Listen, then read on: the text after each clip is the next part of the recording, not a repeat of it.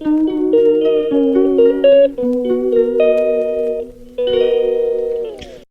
আছো বলো? আমি খুব ভালো আছি। তোমরা কেমন আছো বলো? এখন বাজে রাত ৯টা। আর রাত ৯টায় আমি ব্লগটা কেন স্টার্ট করলাম তার একটা বিশেষ কারণ আছে। দেখো, আমি এই যে এই শোকেসটা দেখছো, এই শোকেসটার মধ্যে না অনেক পুরানো জামা কাপড় আছে। আর এই শোকেসটা আমি পর্দা বার করব বলে খুলছিলাম, এখানে এই এই জানলাটায় পর্দা দেবো বলে খুলছিলাম।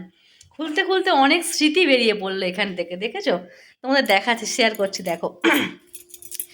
প্রথমত এই দেখো, এই একটা পাটিয়ালা প্যান্ট, এটা আমি বহুদিন ধরে খুঁজছিলাম। কালারটা দেখো কি সুন্দর, বহুদিন ধরে খুঁজছিলাম, পাইনি, আজকে পেয়ে গেলাম। আচ্ছা, এই একটা শীতের টুপি, এই দেখো, এইটা এরকম করে দিয়ে, এই শীতের মাফলারগুলো হয় না, এই দেখো, এইটা ঢোকানো ছিল এখানে। এরপরে আসল জিনিসে আসছি, দেখো, আমার না এখন জাস্ট হাসি পাচ্ছে। তোমাদের সাথে কিছু জিনিস শেয়ার করছি, দেখবে।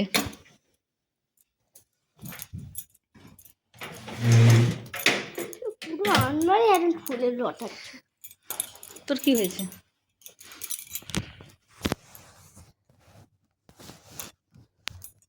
ও দেখো, আমার হাসি পাচ্ছে।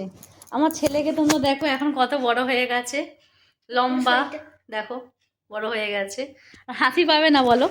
এই দেখো, ওর জিনিসগুলো দেখো। ছোট্টবেলার একটা প্যান্ট, এইটা কিনেছিলাম বাজার বাজার কলকাতা থেকে। হেভি হেভি সুন্দর সুন্দর প্যান্ট কিনতাম ওর জন্যে। এই দেখো, মানে এখন দেখলে জাস্ট আমার হাসি পাচ্ছে, শুধু আমার হাসি পাচ্ছে। দেখো, এই একটা প্যান্ট আমার দেখে, মানে দেখে না সত্যি আমার সেই, আমি ঠিক কি বলবো। আর কোথায় গেল প্যান্টগুলো? এই যে এই যে এই যে এই যে এই যে এই যে এই দেখো, প্যান্টটা দেখো, শুধু জাস্ট আমার হাসি পাচ্ছে প্যান্টগুলো দেখে এখন। এই একটা ফুল প্যান্ট, সাইজটা দেখো। দাদা কুর্তি রাখ না, দূর লাগবে না তো, লেডিসটাও লাগবে না বা? হ্যাঁ, এই দুটো দিয়ে টুকরো। তারপরে আরো কত জিনিস এখানে আছে।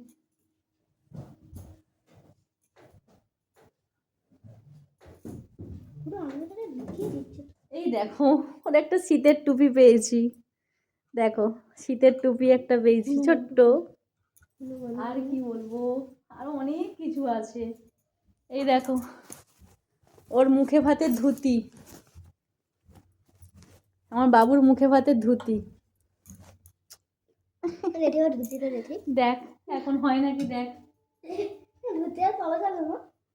হ্যাঁ, ও বাবা, একটা শাড়িও পেলাম, দেখো, আমারই একটা শাড়ি, একটা শাড়িও পেয়ে গেলাম। এই শাড়িটা অনেকদিন পরা হয়নি, আমার একটা শাড়িও পেয়ে গেছি।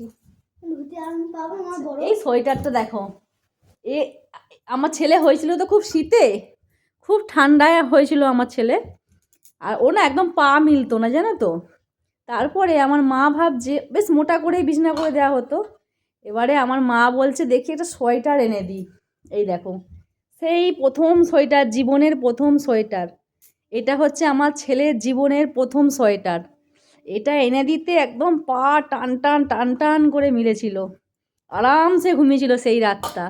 এটা আমি কোনোদিন, মানে এটা আমি কোনোদিন ফেলবো না, এর যত্ন করে রাখবো, জীবনের প্রথম সোয়েটার। ধুতি আর পাবো মা এতদিন বড় বয়স। তো এই দেখো, এই একটা গেঞ্জি, এটাও বাজার কলকাতা থেকে কিনেছিলাম। ও ছোটোবেলার সব জামাগুলো না আমি বাজার কলকাতা থেকে কিনতাম। এই একটা গেঞ্জি, এটাও খুব সুন্দর দেখতে। এটা পরে প্রথম দীঘা বেড়াতে গেছিলো, এটা পরে দীঘা গেছিলো বেড়াতে, তখন ছোট্টবেলা, 2 বছর বয়স।